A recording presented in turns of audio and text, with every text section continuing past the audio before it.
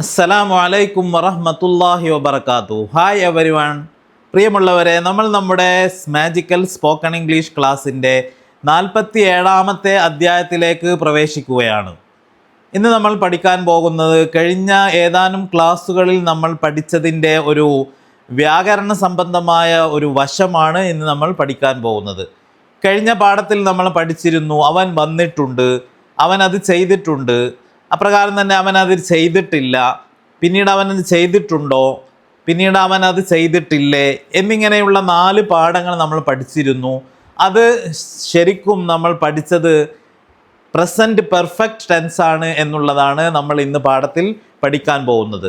Present perfect tense നമുക്കറിയാം, പ്രസൻറ്റിൽ 4 എണ്ണം ഉണ്ട്. അതിലെ 1ഉം 2ഉം നമ്മൾ ഫിനിഷ് ചെയ്തു. ഒന്ന് simple present, present continuous tense, പിന്നെ പ്രസൻറ്റ് പെർഫെക്റ്റ് ആണ് നമ്മളിവിടെ ഫിനിഷ് ചെയ്തത് എന്നുള്ളതാണ് നമ്മൾ ഇന്ന് ഈ പാഠത്തിൽ പഠിക്കുന്നത്, മനസ്സിലാക്കുന്നത്. എന്താണെന്ന് ചോദിച്ചാൽ ഫസ്റ്റ് അതിൻ്റെ സബ്ജക്റ്റാണ് വരുന്നത്, അതിനുശേഷം ഹാസ് ഓർ ഹാവ്, അതിനുശേഷം വെർബ് 3, അതാണ് അതിൻ്റെ വാക്യഘടന. അപ്പോൾ ഉദാഹരണം നോക്കുകയാണെങ്കിൽ my brother has gone to London, എൻ്റെ സഹോദരൻ ലണ്ടനിലേക്ക് പോയിട്ടുണ്ട്. My brother has gone, my brother എന്നത് സബ്ജക്റ്റ്, ഹാസ് എന്നുള്ളത് ഓക്സിലറി മധ്യത്തിൽ വെക്കുന്നു, അതിനുശേഷം ഗോൺ എന്നുള്ളത് ഗോ എന്ന വെർബിൻ്റെ വെർബ് 3. ടു ലണ്ടൻ, ലണ്ടനിലേക്ക് എൻ്റെ സഹോദരൻ പോയിട്ടുണ്ട്. ഇവിടെ നമ്മൾ പ്രസൻറ്റ് പെർഫെക്റ്റ് ആണ്. ഇതിന് നമുക്ക് പോയിട്ടില്ല എന്നാക്കണമെങ്കിൽ my brother has in gone to London എന്ന് പറഞ്ഞാൽ മതി. ഹാസ് മാറ്റിയിട്ട് മുകളിൽ ഹാസിൻ്റെ, ഹാസ് പ്ലസ് നോട്ട്, അതാണ് ഹാസിൻറ്റ്, അത് ചേർത്ത് വെച്ച് കഴിഞ്ഞാൽ my brother has in gone to London, എൻ്റെ സഹോദരൻ ലണ്ടനിലേക്ക് പോയിട്ടില്ല. My wife has in gone to America, എൻ്റെ ഭാര്യ അമേരിക്കയിലേക്ക് പോയിട്ടില്ല. My brother has in gone to London, എൻ്റെ സഹോദരൻ ലണ്ടനിലേക്ക് പോയിട്ടില്ല എന്നിങ്ങനെയുള്ള അർത്ഥം നമുക്ക് ഇതിൽ നിന്ന് കിട്ടുന്നതാണ്. അപ്പോൾ മധ്യത്തിൽ ഹാസ് വെക്കുമ്പോൾ അത് പ്രസൻറ്റ് പെർഫെക്റ്റിൻ്റെ പോസിറ്റീവ് സെൻറ്റൻസ് ആയിട്ടാണ് വരുന്നത്. ഹാസിൻ്റെ വെക്കുന്ന സമയത്ത് അതിൻ്റെ നെഗറ്റീവ് സെൻറ്റൻസ് ആയിട്ട് നമുക്ക് കിട്ടും.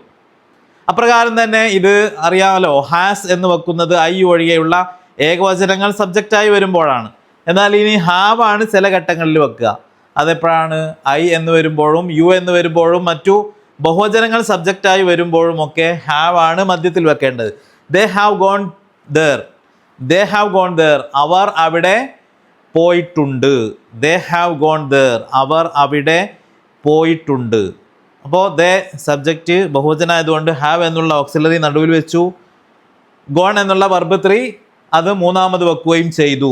അപ്പോൾ അവിടെ അത് പോസിറ്റീവ് സെൻറ്റൻസ് ആണ്. ഇതിന് നമുക്ക് നെഗറ്റീവ് ആക്കാൻ വേണ്ടിയിട്ട് ഹാവ് മാറ്റിയിട്ട് ഹാവിൻ്റെ കൊടുത്താൽ മതി. ദേ ഹാവിൻ ഗോൺ ദർ, അവർ അവിടെ പോയിട്ടില്ല.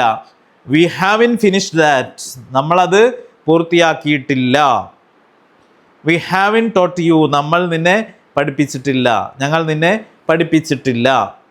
ബോയ്സ് ഹാവിൻ പ്ലേഡ് ദർ, ആൺകുട്ടികൾ അവിടെ കളിച്ചിട്ടില്ല. അപ്പോൾ ഹാവിൻ്റെ വെച്ചപ്പോൾ അത് നെഗറ്റീവ് ഫോമായി. പ്രസൻറ്റ് പെർഫെക്റ്റ് ടെൻസിൻ്റെ നെഗറ്റീവ് ഫോമാണ് ഹാവിൻ്റെ അല്ലെങ്കിൽ ഹാസിൻ്റെ ഒക്കെ മധ്യത്തിൽ വെച്ച് കഴിഞ്ഞാൽ നമുക്ക് കിട്ടുന്നത് എന്നുള്ളതാണ് നമ്മളിവിടെ മനസ്സിലാക്കുന്നത്. അതിനുശേഷം ഇനി അതിൻ്റെ ക്വസ്റ്റ്യൻ രൂപം എങ്ങനെയായിരിക്കും, അതിൻ്റെ ക്വസ്റ്റ്യൻ രൂപം എന്നുള്ളതാണ്. അത് ഒന്നുകിൽ ഹാസ് വെച്ച് അല്ലെങ്കിൽ ഹാവ് വെച്ച് സ്റ്റാർട്ട് ചെയ്താൽ മതി. ഉദാഹരണത്തിന് ഹാസ് ഹി ഫിനിഷ്ഡ് ഇറ്റ്, അവൻ അതിനെ പൂർത്തീകരിച്ചോ, അവൻ അതിനെ പൂർത്തീകരിച്ചിട്ടുണ്ടോ. അപ്പോൾ അത് ചോദ്യമാണ്, അത് പ്രസൻറ്റ് പെർഫെക്റ്റ് ടെൻസിൻ്റെ ചോദ്യമാണ്. Has he finished it, has he finished it, അവൻ അതിനെ പൂർത്തീകരിച്ചിട്ടുണ്ടോ. ഹാസ് ഹി കംപ്ലീറ്റഡ് ഇറ്റ്, അവൻ അതിനെ പൂർത്തിയാക്കിയിട്ടുണ്ടോ എന്നുള്ള ചോദ്യത്തിനാണ് നമ്മൾ ഹാസ് വെച്ച് സ്റ്റാർട്ട് ചെയ്യുന്നത്. അതുപോലെ തന്നെ അത് ബഹുവചനമാണെങ്കിൽ നമുക്ക് ഹാവ് വി വെച്ച് സ്റ്റാർട്ട് ചെയ്യാം. ഉദാഹരണത്തിന് ഹാവ് വി കെപ്റ്റ് ഇറ്റ്, നമ്മളത് സൂക്ഷിച്ചിട്ടുണ്ടോ. ഹാവ് യു സ്ലെപ്റ്റ് ദർ, നീ അവിടെ ഉറങ്ങിയിട്ടുണ്ടോ. ഹാവ് ബോയ്സ് പ്ലേഡ് ദർ, ആൺകുട്ടികൾ അവിടെ കളിച്ചിട്ടുണ്ടോ. അപ്പോൾ ബഹുവചനമാകുമ്പോൾ ഹാവ് സ്റ്റാർട്ടിങ്ങിൽ വരും.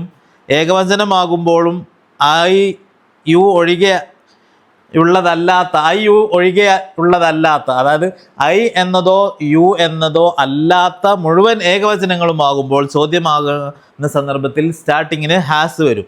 Has he, has brother, has wife, has doctor എന്നിങ്ങനെ സ്റ്റാർട്ടിങ്ങിൽ വരുന്നതാണ്. ഒരു പേര് വരുമ്പോഴും അങ്ങനെ തന്നെയാണ് വരുന്നത്. Has Anas finished it, Anas അത് പൂർത്തീകരിച്ചിട്ടുണ്ടോ?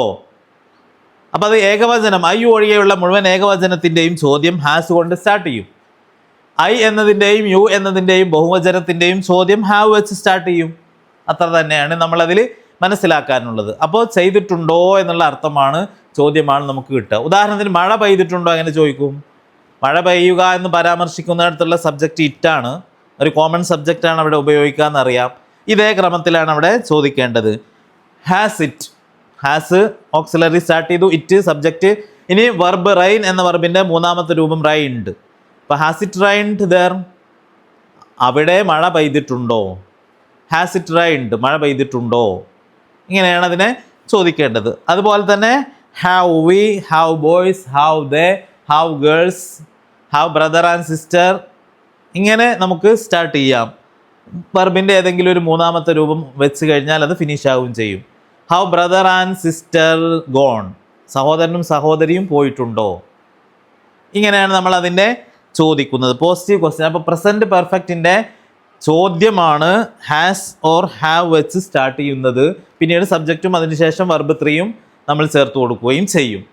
അതിനുശേഷം നെഗറ്റീവ് ചോദ്യമാണെങ്കിൽ ഇല്ലേ, ചെയ്തിട്ടില്ലേ, വന്നിട്ടില്ലേ, പൂർത്തീകരിച്ചിട്ടില്ലേ എന്നൊക്കെയുള്ള ചോദ്യമാണെങ്കിലോ അപ്പോൾ നമ്മൾ ഹാസിൻ്റെ ആണ് സ്റ്റാർട്ട് ചെയ്യേണ്ടത്. ഹാസിൻ ഹി ഫിനിഷ്ഡ് ഇറ്റ്, അവനതിനെ